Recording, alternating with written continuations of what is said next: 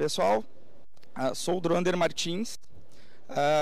O meu objetivo aqui hoje é falar um pouco sobre a parte de negócios do nosso mercado, principalmente em relação à consolidação que o nosso setor vem passando. Então, muitos de vocês estão com essa dúvida, né? Muitos investidores, muitos interessados em entrar no mercado de telecom no Brasil, grandes fundos, grandes bancos de fomento, com liberação de recursos financeiros. E um belo dia a gente percebe que alguém quer comprar o nosso provedor, investir na nossa operação. E agora, o que a gente faz? Quais os próximos passos, quais os cuidados que a gente deve tomar, né, para superar esse momento e crescer e aproveitar todas essas oportunidades que estão surgindo. Então, aqui tem um breve resumo do que eu vou falar. Então, eu vou falar toda a parte de consolidação, vou comentar sobre M&A, toda a parte de governança corporativa, a administração corporativa, vou mostrar as diferenças entre elas e a importância dos provedores atenderem esses requisitos, né, que hoje não é só mais uma questão técnica, mas o diferencial dos provedores está atrelado a uma questão de gestão e governança também. Muitas vezes a gente começa com aquele provedorzinho pequeno, né, e a criatura acaba virando maior que o criador. Então, quanto mais cresce, mais difícil fica fazer toda a gestão dessa estrutura e aproveitar todas as oportunidades que o mercado tem. Então, vou demonstrar também como estão os fundos de investimento, quais os cuidados, quais as precauções que nós temos que tomar a querer entrar num processo de fusão e aquisição de empresas ou captação de recursos. Então, esse tema a gente já vem defendendo há alguns anos, essa tese. Então, hoje a questão de consolidação não é mais uma novidade no nosso setor. Eu acredito que aqui ninguém tem dúvida de que o nosso mercado está consolidando, ou seja, as empresas estão sendo compradas, vendidas, estão se unindo através de fusão para ficarem maiores e conseguirem surfar da melhor forma essa onda. Mas para fazer isso, existe um termo que vocês devem ter escutado bastante nos últimos tempos, que é o M&A, que nada mais é um termo para exemplificar uma negociação de compra, venda, toda a parte de fusão e aquisição de provedores. Normalmente ele está atrelado a esse termo, que é do inglês, né, que representa. Então, sempre que vocês ouvirem, não, é um fundo de investimento, vamos vender a tua operação, vamos comprar a tua operação, vamos fazer uma fusão, vocês sempre vão ver a palavra M&A, esse termo envolvido no negócio, que nada mais é uma síntese, né, da fusão e aquisição de provedores de internet. A maioria das empresas no mundo, elas são familiares. E no Brasil não é diferente. Mais de 90% das empresas no Brasil, elas são familiares. Quando a gente pensa em compra e venda de empresas, muitas vezes a gente imagina que que quem acaba aproveitando essas oportunidades são grandes companhias, grandes conglomerados, né, e muitos deles multinacionais. Só que no mundo, a maior parte das empresas, elas são familiares. E no Brasil, se dependesse só dessas grandes empresas para que ocorressem essa parte de consolidação, não teríamos um mercado tão aquecido, porque 95% das empresas no Brasil hoje são familiares. Porém, existe uma diferença. Muitos acham que uma empresa familiar é negativo tu dizer que tu tem uma empresa familiar. Na verdade, é ótimo tu ter uma empresa familiar. Tem grandes grupos hoje no país que são familiares. O que é feio é tu ter uma empresa que não tem gestão, que não tem governança. Isso sim faz uma empresa familiar que dá um conotativo aí negativo para uma empresa familiar. Mas se ela é bem estruturada, se ela é uma empresa que tem todos os indicadores, todos os processos, que não tem benefício a familiares e tal, é maravilhoso tu ter uma empresa familiar. E nós, provedores de internet, na maioria dos casos, nós começamos com uma empresa familiar. Mas como é que agora eu transformo a minha empresa familiar de uma maneira que ela fique atrativa para investidores. Como é que eu boto a minha empresa familiar nesse circuito e consigo crescer e captar recursos e atrair investidores, sendo que eu tenho essa empresa familiar? O que os investidores querem da minha empresa familiar? Então, o primeiro ponto é a governança corporativa e administração corporativa. Acredito que, assim como vocês sabem, a diferença, né, de administração corporativa e governança corporativa, de maneira bem resumida, é que a governança corporativa é da diretoria para cima e a administração corporativa é da diretoria para baixo. Então, muitas vezes a gente vê uma empresa familiar que ela não tem um colegiado, ela não tem um conselho administrativo para tomada de decisão. Muitas vezes a decisão é do presidente, ali, do dono da empresa, ele não consulta ninguém, então ele não mede os indicadores ali de assertividade das ações que ele toma. Então, o que os investidores esperam de uma empresa com governança? Que eu vou investir nela e eu vou ter transparência no que está acontecendo. Eu vou conseguir fazer a gestão dela mesmo se o dono da empresa não estiver nela. Então eu vou ter certeza de que o meu recurso ele foi bem aplicado. E a maioria dos provedores hoje, nós temos uma carteira de clientes de mais de 1000 provedores, e a maioria dos nossos clientes eles não possuem um plano de negócios. Droander, plano de negócio, planejamento estratégico não existe no nosso setor. Então, se um investidor quer comprar a nossa operação, por que eu tenho que entregar um planejamento estratégico e um plano de negócios da minha operação? Vamos lá. Eu vou tentar desmistificar isso e vou mostrar a importância de vocês terem um planejamento estratégico e um plano de negócio da operação de vocês quando a gente quer aproveitar essa oportunidade de fusão, aquisição e investimento que o nosso setor vem passando. O plano de negócios, assim como demonstrativo de resultados, estrutura organizacional, tudo isso é mandatório para uma negociação ser efetivada com sucesso. Então, imaginem que vocês estão comprando um carro. Hoje, todos os carros ele vêm com um manual de funcionamento. O planejamento estratégico e o plano de negócios nada mais é do que o manual do provedor de vocês. Se o investidor, se o fundo que comprou a operação, ele não quiser ler o manual, ok. Porém, a obrigação de vocês é vocês entregarem a operação com o manual, com as melhores práticas, com as metodologias que vocês vêm usando para chegar à operação onde vocês chegaram. E aí parte do investidor a tomada de decisão. E ele tem praticamente 3 caminhos quando ele pega o teu planejamento estratégico. Primeiro, ele vai analisar e vai ver, esse cara não sabe o que está fazendo, ele é louco. A operação dele vem crescendo muito, tudo está dando certo, mas por sorte, porque conforme o planejamento estratégico e o plano de negócios dele, eu consigo melhorar muito essa operação. Então, eu simplesmente não vou seguir esse plano de negócio, esse planejamento estratégico. Porque se ele vem dando certo, feito dessa maneira, se eu adaptar, se eu fizer da minha maneira, vai dar melhor ainda. Mas ele teve acesso a essa documentação para ver o que está sendo feito. Outra maneira é ele olhar e dizer, perfeito.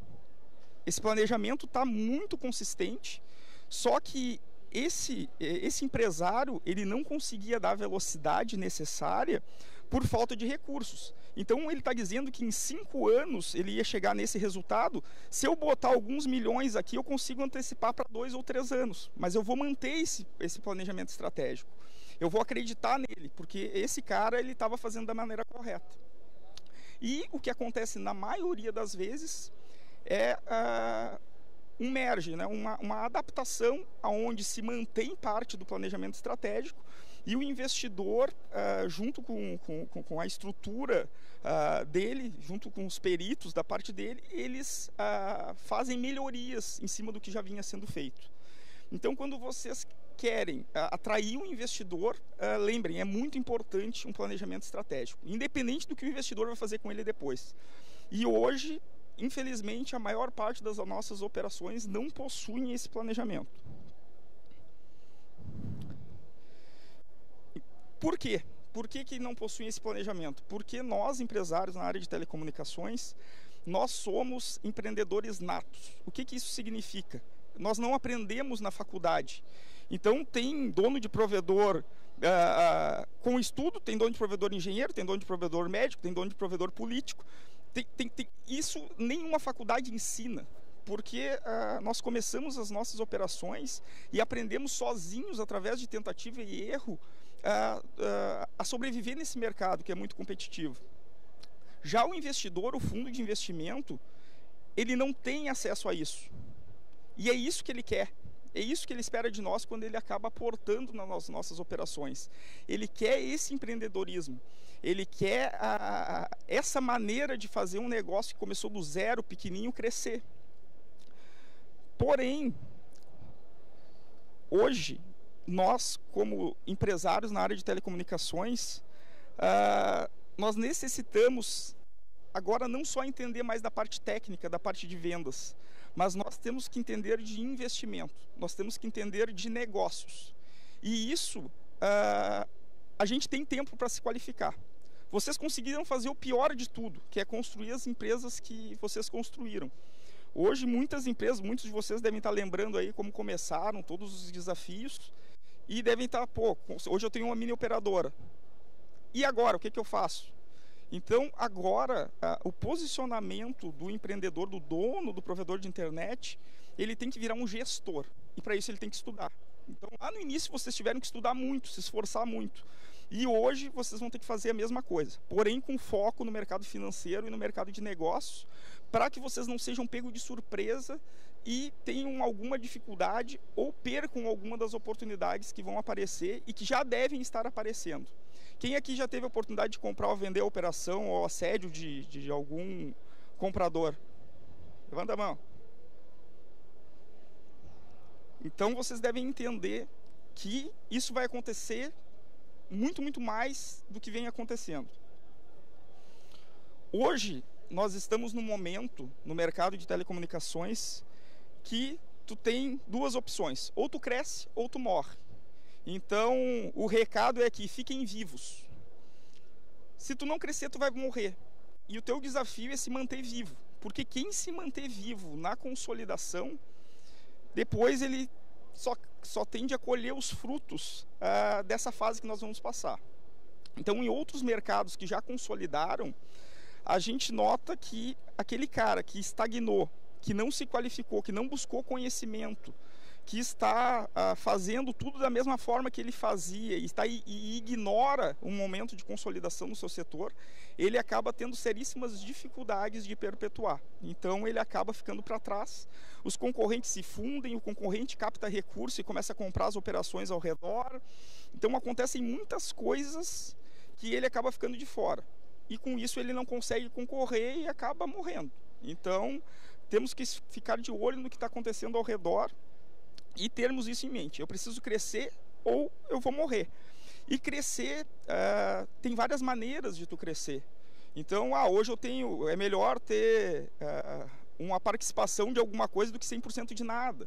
Então, a gente vê muitos provedores hoje apegados ao ego, eu não quero sócio e tal.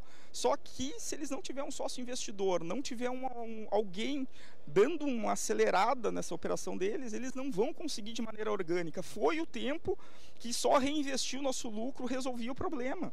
Enquanto tu está fazendo isso, teu concorrente está capitalizado com 10 milhões.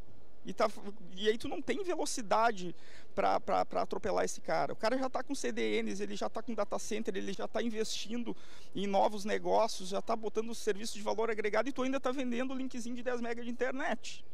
Então, quem tiver ainda agarrado à ideia de que vendeu 10 MB de internet vai ser o que vai garantir a sobrevivência da empresa nos próximos anos, vai ter problema. E às vezes a criatura ela fica maior que o criador. Nós provedores, a gente tem que assumir aqui nessa imagem, né? Se eu perguntar, Leonardo da Vinci, vocês nem vão lembrar do rosto dele, a maioria não sabe nem quem é. Agora, se eu falar Mona Lisa, vocês vão saber. Então, no túmulo do Leonardo da Vinci, sei lá, eu não imagino que tenha tanta gente quanto lá no museu olhando a imagem, tirando foto. Então, assim, a criatura virou maior que o criador. E hoje, nós provedores, a gente tem que dar o braço a torcer que a nossa criatura, o nosso provedor de internet, ele ficou maior que nós. Tu não é mais um microempresário. Tu é um empreendedor na área de tecnologia, tua operação cresceu. A gente está falando de milhões. Então, assim, se tu continuar te posicionando, achando que tu é maior que o teu provedor, que tu consegue garantir o teu sustento no mercado e tu ter essa arrogância de que nada mudou, que a tua operação cresceu, mas tu dá conta sozinho, que tu não precisa te qualificar, tu vai ter problemas. Primeiro ponto hoje, eu não quero que vocês saiam daqui botando a operação à venda, comprando os concorrentes, captando recurso. Não, eu só quero que vocês entendam, se no final da palestra vocês entendam para onde o nosso setor está indo e consigam sair daqui com pelo menos as informações mínimas de saber que rumo tomar, qual posicionamento vocês tomar e saber essas opções de posicionamento, o meu objetivo aqui foi alcançado. Então, o primeiro ponto, cara, teu provedor cresceu, tu tem desafios e o mercado está de olho nisso. Como é que nós vamos fazer? Grandes empresas de todo mundo vêm para o Brasil. Comecem a pesquisar as maiores empresas do mundo e vejam se a maioria delas não está no Brasil. Vamos mais longe, olhem aqui na volta. Pararam para contar quantas empresas multinacionais tem aqui no nosso setor hoje? Em todos os setores é assim. O mercado automobilístico é assim, as grandes montadoras estão aqui. A parte de mineração, as grandes mineradoras estão aqui. A parte financeira, os grandes bancos, os grandes fundos estão aqui. Por quê? Porque o Brasil, ele é uma potência e ele atrai essas empresas. Porque nós ainda temos um território fértil para empresas ganharem dinheiro. Então, hoje, o nosso mercado de provedor, ele é a bola da vez. Pense em todas as crises éticas que nós tivemos aqui no mercado. Mensalão, rolo com Petrobras, mala de dinheiro em apartamento, impeachment, troca presidente, briga partidária. Olha a confusão, o inferno que foi o ano passado. E os outros anos, vamos botar... aqui é uma discussão apartidária. Eu só quero que vocês pensem a confusão. E mesmo assim, continuam vindo empresas do mundo inteiro investindo no nosso país. Por quê? Porque mesmo com toda a crise ética, com todo o problema de ética, de compliance que tem aqui, com toda a má gestão do nosso poder público, ainda existe oportunidade de ganhar dinheiro. O que essa crise fez no Brasil? Ela acabou com muitas empresas. Muitas empresas faliram, muitas empresas saíram do mercado, muitas ainda vão falir, porque elas estão com problemas financeiros que elas herdaram desse momento de crise. E nós, provedores, o que aconteceu no nosso mercado de telecom? Alguém aqui está em crise? Levanta a mão. Engraçado, né? Então, assim, o nosso setor ele não teve crise, ele vem crescendo. Quem estava aqui ano passado nessa feira? O que aconteceu com a feira? Ela dobrou, triplicou o tamanho. O que isso significa? Qual o termômetro disso? Ano passado eu estava aqui como visitante. Esse ano eu estou aqui como expositor. Então, o mercado, ele aqueceu. Na verdade, ele não desaqueceu. Só que agora a gente vai passar um momento muito bacana. Porque não vai ser só o nosso setor que vai crescer. Graças a Deus, o nosso setor, ele passou ileso. As pesquisas mostram aí o crescimento aí na faixa de 20, 30, 50% ao ano. Tem clientes que dobram, triplicam a operação em um ano. Acredito que com vocês não foi diferente nesses últimos anos. E agora, com os outros setores crescendo, vai dar a movimentação que a gente precisa para que o nosso setor cresça mais ainda. Então, aquele empresário que estava em dúvida se abrir uma filial, ele vai abrir. E ele vai ter que comprar um link de internet para botar nessa filial. Consequentemente, o provedor de internet ele vai ter que estar melhor preparado, ele vai ter que ter uma fibra ótica lá, ele vai ter que ter serviços para atender essa demanda de um mercado aquecido. Pensa se com a quantidade de desempregos, com as empresas fechando, nós continuamos vendendo, o que acontece na contramão disso? Se o mercado aquecer, todo mundo tiver um emprego, se as empresas começarem a voltar a produzir o que elas produziam, o que vai acontecer com o provedor de internet? E os investidores, eles estão de olho nisso. Enquanto a gente está aqui fazendo essa palestra, tem inúmeros investidores aqui na feira. Vão passar vários durante o dia. Muito obrigado.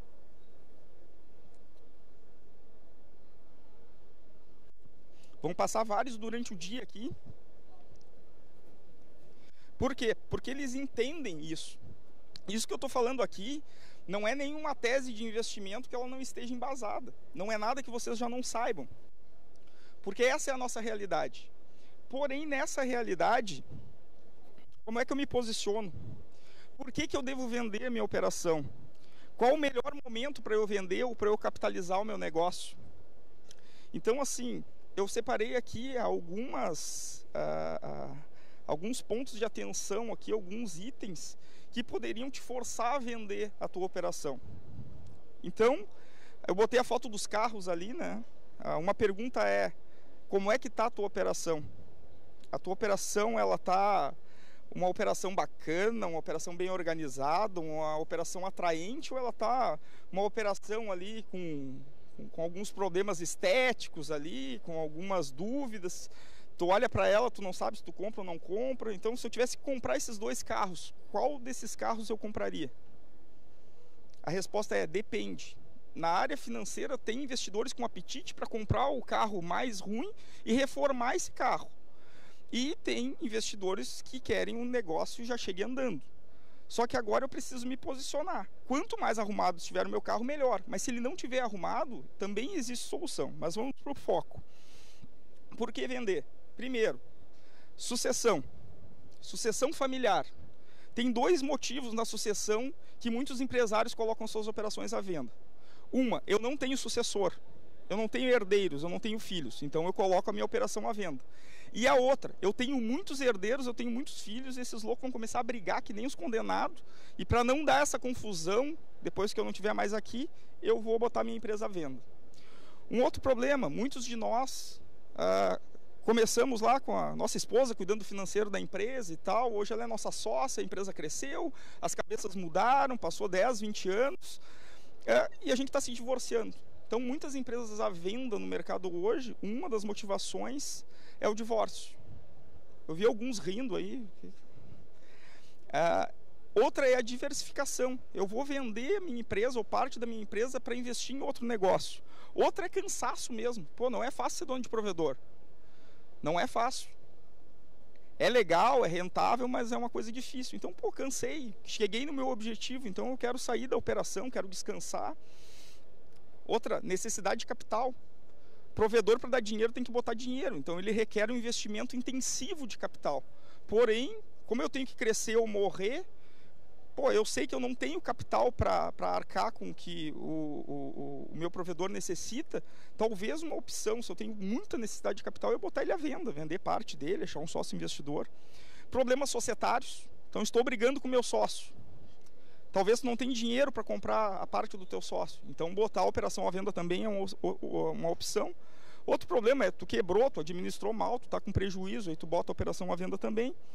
Consolidação de mercado, ou seja, eu sei que o mercado está crescendo. Para eu crescer também, eu vou ter que vender parte da minha empresa, vou ter que fundir com alguém, vou ter que fazer algum tipo de negócio para não ficar de fora da consolidação. Então, é um motivador para a venda. E morte.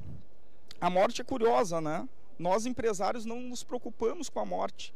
Aqui no Brasil, poucas seguradoras têm esse produto. Mas imaginem, eu e meu sócio abrimos um provedor. O meu sócio morreu. Só que a esposa dele é dona de casa. E ela tinha 50% do meu provedor.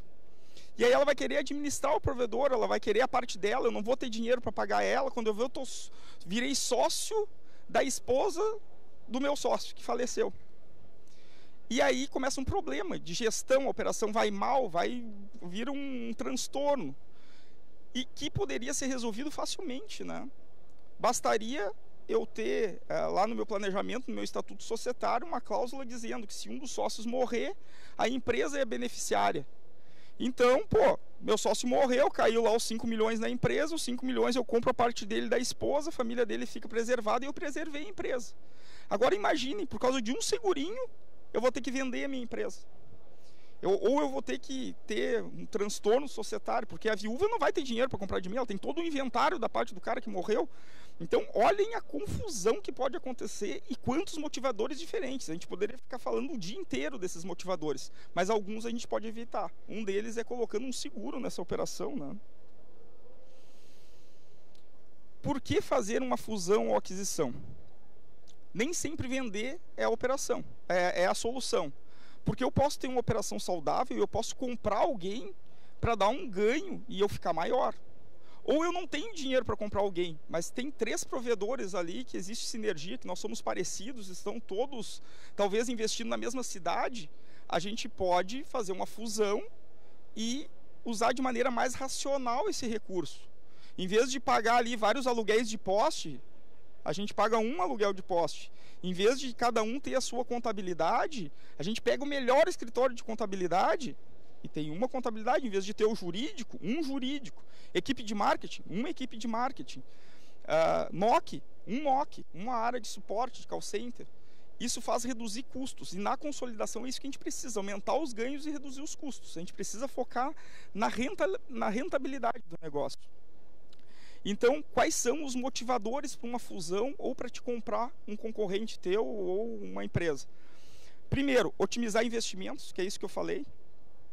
Pô, eu e o meu concorrente temos os mesmos gastos. Se a gente se unisse, a gente conseguiria fazer a mesma coisa, porque a gente tem áreas duplicadas, a gente tem investimentos em comum ali. Pô, cada um tem 2 máquinas de fusão. Será que com 3 máquinas de fusão a gente não atenderia essa nova planta? Se a gente fundisse? Cada um paga lá seus aluguéis de poste. Pô, cancela um desses contratos, reinveste isso em expansão. Então, otimizar investimentos. Pô, eu fibrei essa cidade, aí tu é meu concorrente. Cara, tu vai vir e vai fibrar a mesma cidade para a gente dividir os mesmos clientes. É isso que a gente vai fazer? Não é o caso da gente fundir, tu pegar esse dinheiro, porque eu já fibrei essa cidade. Eu botei 1 milhão aqui, tu vai botar 1 milhão aqui também e vai dividir o bolo. Entendeu? Por que a gente não funde e eu não pego, eu fico com essa cidade, esse 1 milhão, tu bota na cidade do lado, esse 1 milhão a gente compra alguém e aí a gente faz uma operação só. Vamos ser inteligentes, vamos otimizar esses investimentos, porque se a gente não fizer isso, se não tiver essa otimização, vai ter nos concorrentes, porque o mercado está aquecido. Alguém vai ter essa ideia, então isso é um motivador. Outro ponto é tecnologia e know-how. Pô, eu sou um investidor, pô, eu entrei no mercado de provedor, eu estou gostando, só que a minha equipe técnica não é tão boa, porque eu não consigo coordenar eles. Pô, mas o vizinho da cidade do lado, ele é excelente tecnicamente, mas ele não é um bom administrador. Será que se eu unir os meus esforços com o cara da cidade do lado e nós atendermos 2 cidades, não é interessante? Então, um motivo para a fusão também é acesso à tecnologia. Pô, eu estou no rádio, eu não entendo de fibra. Pô, o cara da cidade do lado entende tudo de fibra. Será que não é o caso de eu chegar lá e a gente tentar fazer um negócio em conjunto, talvez fundir, porque eu vou ter que migrar toda essa minha rede. Se eu tiver com ele junto, pô, imagina se esse cara dá uma louca, ele vem pro meu lado aqui, eu tô no rádio, até eu aprender a mexer com fibra, eu tô ferrado. Esse cara vai me atropelar. Então, será que não é bom, às vezes, calçar as sandalinhas da humildade, ir lá e falar com ele e dizer, cara, tu é bom em rádio, mas, cara, a minha cidade aqui é uma cidade que tem espaço para fibra. Não tem ninguém com fibra aqui. Será que não é o caso de a gente fazer uma parceria? Eu entro com a minha cidade, com os meus assinantes, tu entra com o teu conhecimento em fibra, com o teu know-how, e a gente faz algo legal juntos? Então, é esse tipo de exercício que eu quero que vocês saiam pensando a partir daqui. As operadoras grandes não estão nem aí se vocês e os concorrentes estão brigando. É o que mais elas querem. Mas elas estão com muito medo de vocês começarem a ter essas ideias. Outro ponto, ganho de escala, né? Pô, eu tinha uma operação com X assinantes, eu me uno com alguém, eu compro alguém que é do meu tamanho, pô, eu dobro o tamanho da minha operação da noite para o dia. Vantagens tributárias. Pô, eu tô com CNPJ no Simples ali, tô tendo que partir para lucro real. Pô, mas aí quando eu parto para lucro real, dá uma dor de barriga ali, porque muda toda a carga tributária. Pô, mas tem outro que também está no mesmo problema. Tá, e se a gente se unir e mudar de regime tributário depois da fusão, Como é que fica isso? Aí entra o planejamento tributário e tal para tomada de decisão. Mas um dos motivadores para te comprar alguém ou para te fazer uma fusão é vantagens tributárias. E outra, barreiras de entrada. Pô, eu quero entrar naquelas 3 cidades. Pô, tem um concorrente forte lá. Vai lá e compra o cara. Capta recurso e compra o cara. Vai lá e faz uma parceria com ele. Então, assim, tu acaba quebrando essas barreiras de entrada. Ao invés de tu ir lá e ficar batendo de frente, tenta fazer algum tipo de negociação. Só que aí entra, né? Eu tenho o carro todo quebrado, eu quero fazer um pega com o carro todo bonitinho. Provavelmente nas cotas ali, nas divisões ou numa negociação de venda, quem vai sair na vantagem é quem cuidou melhor do carro. Aqui eu botei alguns tipos de compradores. Então, vocês vão ser assediados por inúmeros tipos de compradores.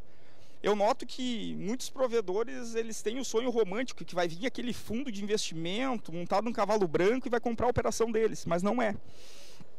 Então tem vários tipos de compradores. Um deles é um entusiasta, aquele cara que compra e diz assim, pô, cara, agora eu pego, pinto as paredes, troco esses Uno por carro zero, faço não sei o que, vou ficar rico, milionário, e ele vai lá e vai comprar a tua operação porque ele viu uma oportunidade de melhoria. Tem o irracional, que é aquele cara, tu tá competindo comigo, então vou te comprar, quero te comprar aí, quanto é que tu quer na tua operação? Que é aquele cara louco, que pode chegar e querer comprar vocês.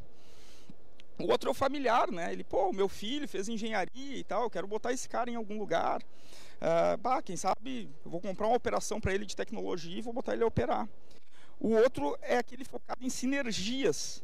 Então ele quer aumentar a força das empresas. Teve vários casos no Brasil, Ambev, a Auto Latina, né? Tem aquele cereal buyer, o cara que sai comprando tudo. Ele compra a padaria, o açougue. Cara, esse cara ele quer viver de dividendo, ele sai comprando qualquer coisa. Ele ouviu dizer que provedor tá bom, ele vai lá e vai comprar um provedor. Esse cara, ele é um comprador compulsivo, só que de empresas. Tem esse cara também. E para tratar com esse cara, a gente tem que ter uma postura. Para tratar com o irracional, a gente tem que ter outra postura. Com o cara focado em sinergias, é outra bem diferente. Tem o cara material, que ele não está nem aí para a tua operação, ele está de olho na tua infraestrutura, porque muitas vezes a tua infraestrutura, o teu ativo imobilizado vale mais do que a tua própria empresa. Então tem vários outros ali, né? Tem o dominador, que ele busca poder do mercado, porque ele ganha escala. Então pensa assim, eu faço uma fusão com todos os provedores de Santa Catarina. Coitados fornecedores, né? O cara vai chegar no provedor, se tu quer vender em Santa Catarina, só tem nós para vender aqui, porque nós somos um único grupo. Se tu ficar de fora, tu não vai vender para ninguém em Santa Catarina. Então tem ali, né, o exemplo da Consul e da Brastemp. Coitados dos fornecedores dessas empresas, né? Então tu consegue ficar muito mais agressivo para mão de obra, para investimento. Esse é um ponto delicado. Esse é um ponto que a gente tem que tomar cuidado. Existem 2 tipos de compradores, de empresas. Tem os golpistas e tem os despreparados. Ambos são muito perigosos. Então, assim, muitas vezes o cara ele não tem a má fé de passar a perna. Só que ele é tão despreparado que se tu te unir com ele, fizer um negócio com ele, vai dar errado esse negócio, tu vai ter prejuízo. E tem o cara que ele está sabendo que ele vai te passar a perna. Ele é o golpista.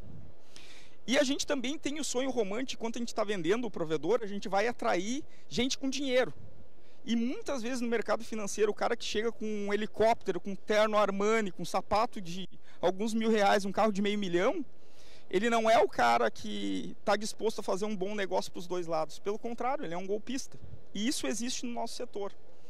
E essa é uma das mensagens que eu quero passar aqui para vocês hoje, para que vocês abram o olho com quem vocês estão negociando.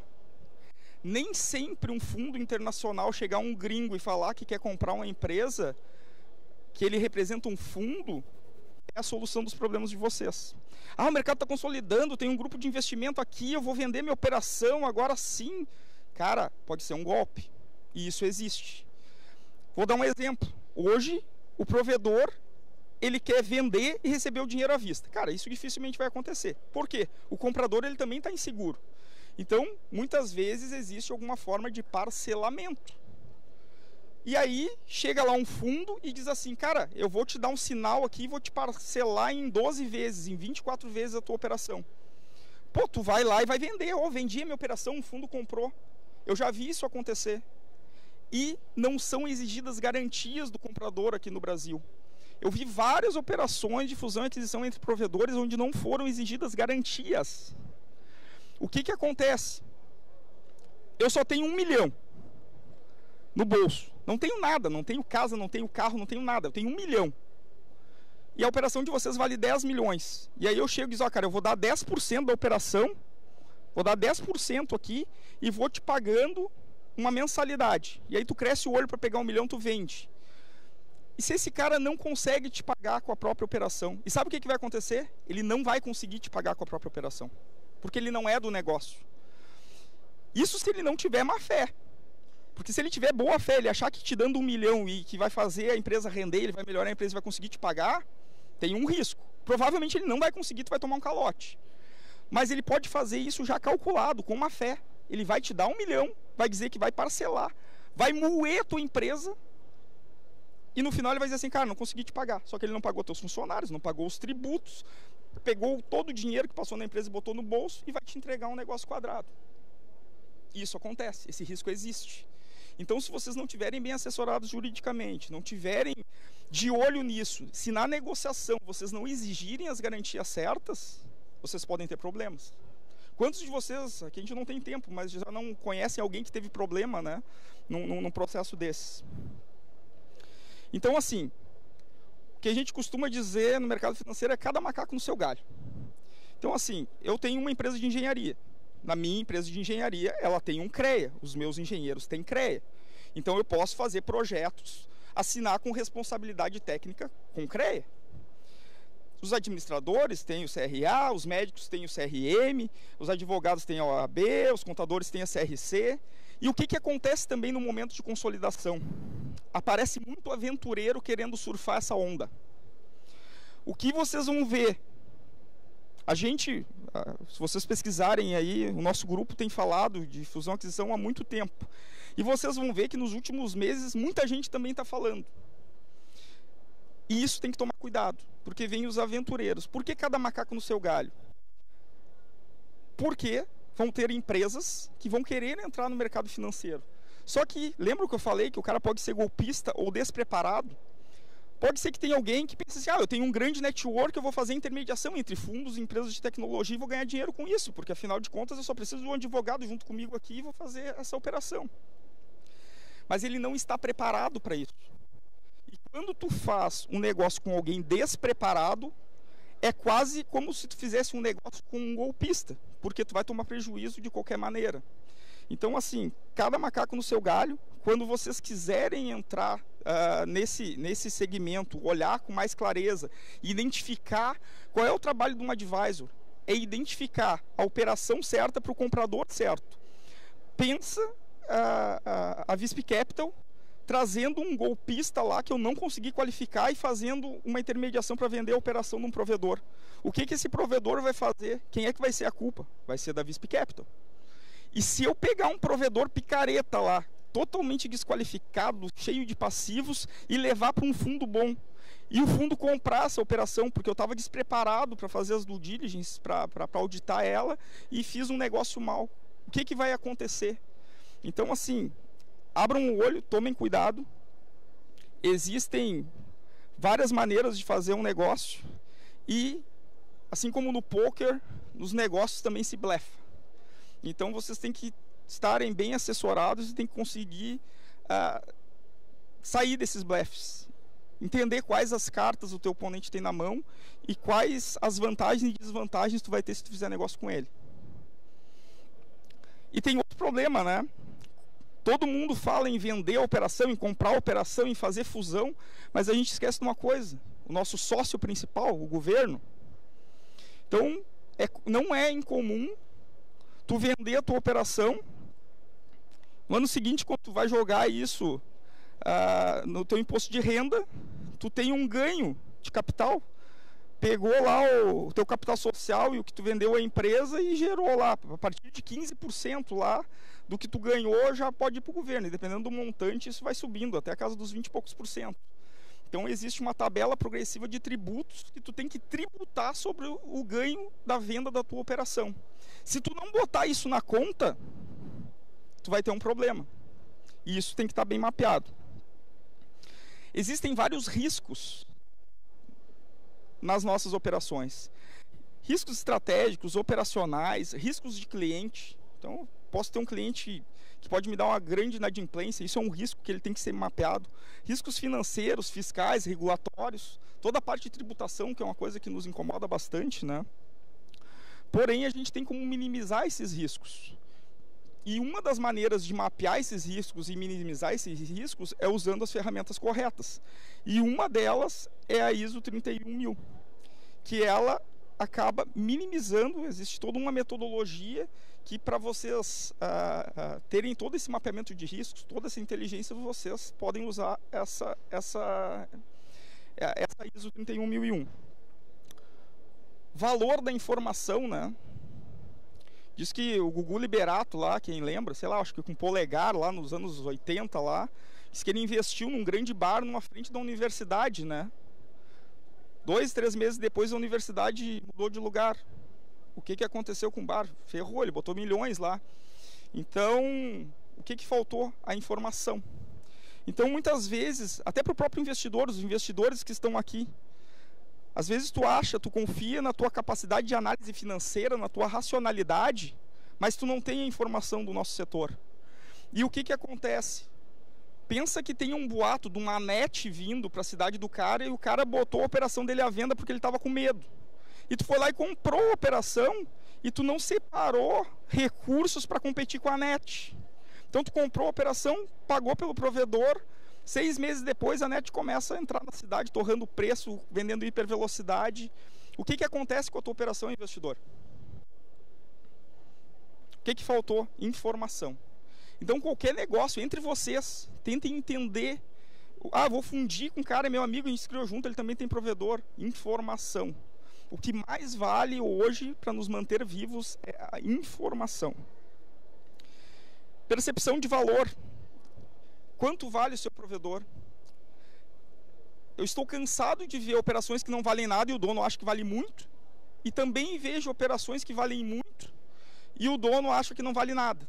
E além disso, eu nem vou comentar essa questão de avaliar um provedor em cima de 10 vezes o faturamento mensal ou 12 vezes o faturamento mensal. Isso é uma afronta. Não existe isso. Isso era usado no comércio há 30 anos atrás, quando não existiam ferramentas para fazer uma avaliação justa de uma empresa. E o nosso mercado é um mercado de tecnologia. E nós estamos usando essa metodologia para negociar nossas empresas, negociar a nossa vida. Fazendo uma operação valer 10 ou 12 vezes o faturamento. Existe uma ferramenta para isso, chama Valuation.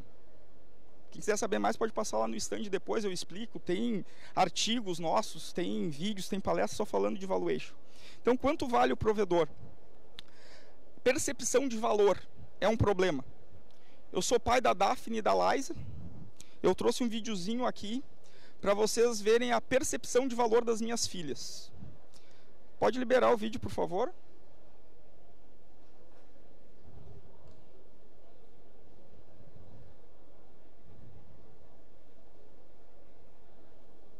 O vídeo.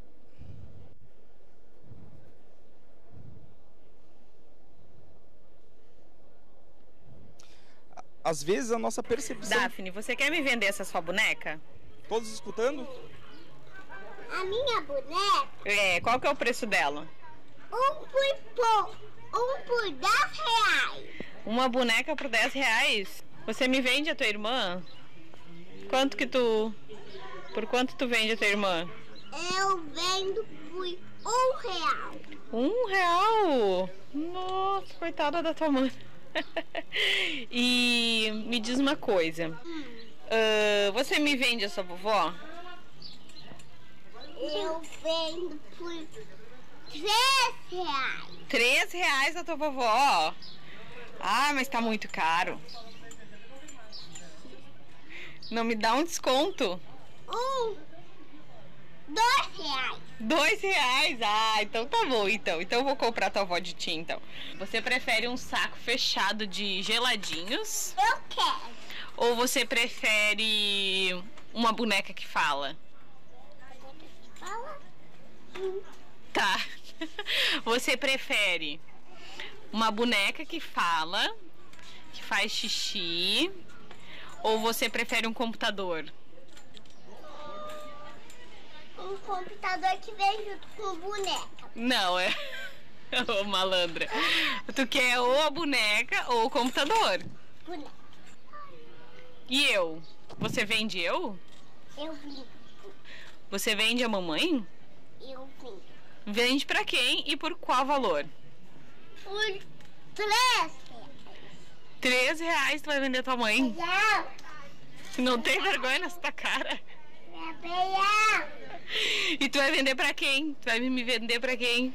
Pra vovó. Pra vovó? Ah, então tô bem cuidado, então. Olá! E tu vende o teu pai? Vem. Vende também? E por quanto tu vende ele? Eu quero comprar o papai de ti. 20. Por 20. R$20? Pessoal, a Daphne ela tem 3 anos. E como vocês podem ver, ela não tem uma percepção de valor muito bem ajustada. Porque ela vendeu uma boneca por R$10, a irmã por 1, a mãe por 3, a avó por 2. A única coisa que ela acertou foi vender o pai por 20, né? Percepção de valor não pode estar 100% errada, então ela valorizou certo o pai. Sabe o que é mais curioso no nosso setor? Que de uma criança de 3 anos, eu espero que a percepção de valor dela esteja equivocada. Mas existem muitos donos de provedor com a percepção de valor tão distorcida quanto a percepção da Daphne. Tem coisas que ela deveria valorizar muito, ela valorizou pouco, e tem coisas que ela não deveria valorizar nada e ela valorizou muito. E isso acontece no nosso setor mais do que vocês imaginam. E agora, diante desse cenário, qual será o seu posicionamento? Lembra que eu falei que o objetivo é que vocês entendessem os riscos, as vantagens, as desvantagens e saíssem daqui incomodados, sabendo que vocês vão ter que ter uma tomada de decisão e ajustarem os seus posicionamentos, profissionalizarem as suas empresas. Então vocês vão ter que escolher um lado. Ou tu vai estar no lado comprador, ou no lado vendedor, ou tu vai fundir, ou tu vai ficar como está. E assim como em todo negócio, existem vantagens e desvantagens, maneiras certas e erradas de fazer, né? Então, para quem gostou do tema e quer entender mais sobre o cenário de consolidação brasileiro, entender como se posicionar, eu estou lançando o livro Intangível, que é um livro focado para provedores de internet e investidores que queiram entender melhor o mercado de telecom no Brasil. E ele é um livro focado em valuation, inovação, negócio, difusão e aquisição para provedores e investidores. Então, os investidores que estão aqui, que queiram saber mais também, estejam dispostos a investir no nosso mercado, recomendo a leitura. Nós estamos com um stand aqui, a área de negócios ela é patrocinada pela Visp Capital e IPv7, então vocês fiquem à vontade, tem uma cafeteria ali dentro, a Capital Café. Quem quiser discutir melhor e saber um pouco mais, ou quer conversar, abrir o coração, estamos ali para recebê-los para tomar um café e falar de negócios e tirar dúvidas e nos conhecermos melhor. Hoje nós temos 3 empresas no grupo, a Visp Capital, que ela é uma advisor, ela é uma consultoria financeira estratégica, ela é só focada em captação de recursos financeiros, fusão e aquisição de empresas de tecnologia e reestruturação empresarial. Só faz isso a Visp. Captação, M&A e reestruturação empresarial. A IPv7 é uma empresa de engenharia que muitos de vocês já devem conhecer. Muitos aqui são nossos clientes, né? Então agradeço a presença de todos. Hoje nós somos o único grupo da América Latina a conquistar uma certificação ISO 9001 no nosso segmento. Então essa é uma certificação internacional de qualidade reconhecida em mais de 100 países e o que garante que os nossos projetos, os nossos estudos, as nossas teses sejam reconhecidas por fundos de investimento internacional, por investidores estratégicos externos, porque afinal de contas nós somos auditados para manter essa certificação. E o Instituto GIS é uma plataforma de educação EAD com foco em cursos na área de gestão corporativa, inovação, negócios, fusão e aquisição, valuation, a parte de fibra ótica Então o Instituto GIS ele é uma plataforma EAD orientada a isso. Pessoal, não temos tempo para dúvidas, acabou aqui o tempo. Estão aqui os meus dados, eu vou estar durante o dia de hoje e amanhã à disposição de todos vocês. Nós estamos com mais de 20 executivos do nosso grupo aqui na área de negócios. Então vocês podem ir ali conversar com qualquer um dos nossos executivos. Quem tiver dúvida também me procure. Quem quiser prestigiar o livro eu agradeço. Gente, então assim, mensagem final. Se preocupem em estudar, arrumar as operações de vocês e o resto deixem conosco. Quem tiver interesse em participar desse momento do mercado, nós podemos ajudar. Tenham uma boa feira, agradeço a organização do evento e parabenizo pela ótima organização e aproveitem. Grande abraço.